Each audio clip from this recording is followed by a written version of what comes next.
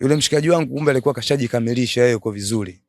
Alikuwa na begi yake safi. Kumbe alikuwa ni mwamba, yani yeye ni mwamba na mpaka vifaa. Yani kama ana mafunzo. Yani kila kitu mpaka funguo zile malaya alikuwa nazo, sema alikuwa sifahamu. Umeona? Kweli siku tulivyokwenda akatoa kuna kitu kinaitwa ngunju. Ngunju ni kitu ambacho unaweza ukaenda kwenye mlango hata kama mgumu, ukauweka tu ile ngunju, ukiegemea tu ile ngunju mlango unafunguka wenyewe. Hata kama kuna kufuli ni gumu kiasi gani. Ukienda ukiweka ule kuna kitu kingine kinaitwa mchomoko. Ukiweka mchomoko kining'inia ile kufuli inaachia hata kama ni ngumu kiasi gani. Kwa hiyo ndio siku yangu ya kwanza kuona uraha katika hela ya wizi. Siku hiyo tunaenda kumpiga mwanajeshi nakumbuka. Tulivyoenda kwa tukabanjua vizuri, tukaingia ndani, kuingia ndani kwa sababu alikuwa akili zetu ni za kitoto. Umeona? Alafu hiyo sehemu yenyewe ilikuwa ni karibu na shule ya msingi. Umeona? Yaani kuna kama kumepandwa miogo kama hivi. Huko shule ya msingi huko ndo tunafanya tukio.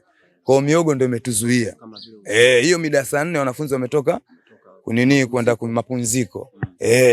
Sasa kipindi tumeshaingia ndani, tukakuta ndani, si unajua si watu kipindi hicho wadogo lakini tuna watu wa starehe. Kwa sababu tukishafanya mambo kama tunaenda bichi, tunaenda madisco, tunakamata mademu hivi. Si unajua ujana maji ya moto. Basi kweli siku ile tulipiga mshindo wa kibabe. Kumbuka siku ile tulikuta ndani kama na maana kipindi kile watu wanaweka sana hela ndani. Tulikuta kama na 500 kama na 80 sikosei. Hiyo miaka ya hiyo ilikuwa kama maka kama sikosei kama 2000 kama na 6 fulani hivi. 2006 una 5. Umeona? Basi kweli tukashindua ile 500 na kama na 80 ile. Umeona? Tukakuta kipindi hicho kuna maredio yale mahitachi. Kipindi hicho Hitachi redio ya maana. Tukapiga redio. Kipindi hicho hizi TV hizi chogo hizi tukapiga TV chogo kama 2. Tuna safleti blaza wewe unaingia. Yaani hiyo safleti. Umeona madudu alofungiwa nini? Ndio safleti hiyo ambao tunao sisi. Tunaweza ikaingia hata flati na tukambeba mpaka hata yeye mwenyewe mwenye nyumba tukamuiba vile vile na asionekane. Kwa hiyo mzigo ule wa kibabe. Tukashindilia midude mle. Nakumbuka siku hiyo kuna TV fulani kubwa nchi 20 ngapi sijui ile. Umeona? Ile jamaa wangu aliivunja kutoka kioo alikuwa akiingia.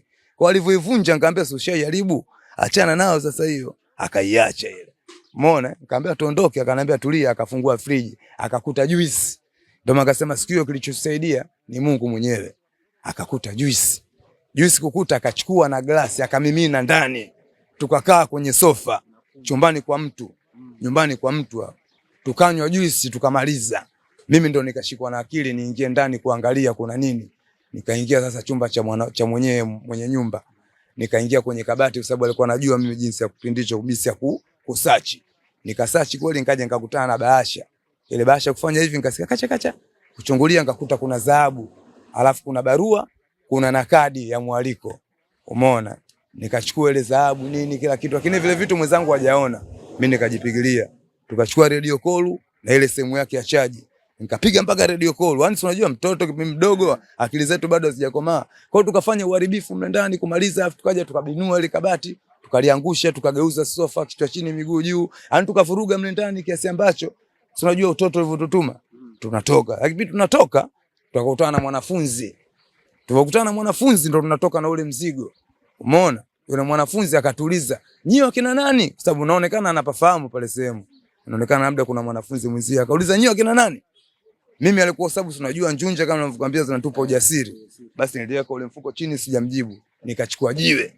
Nilipochukua ile jiwe, yule mwanafunzi akakimbia. Alipokimbia nikamwambia mwanangu, "Tutoke fast hapa kimeshanuka."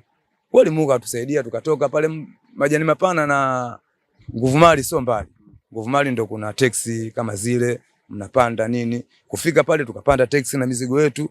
Kweli Mungu akatusaidia tukaondoka. Kuondoka tukaja tukashuka sehemu moja inaitwa barabara 21.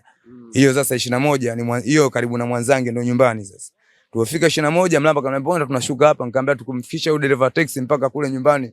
Inaweza kikawaka kule dereva taxi akafuatiliwa akapatikana akawaleta mpaka nyumbani kikawaka. Sasa mwenzangu alikuwa kashazoea ile hali kwa haweki ule umakini. Umeona?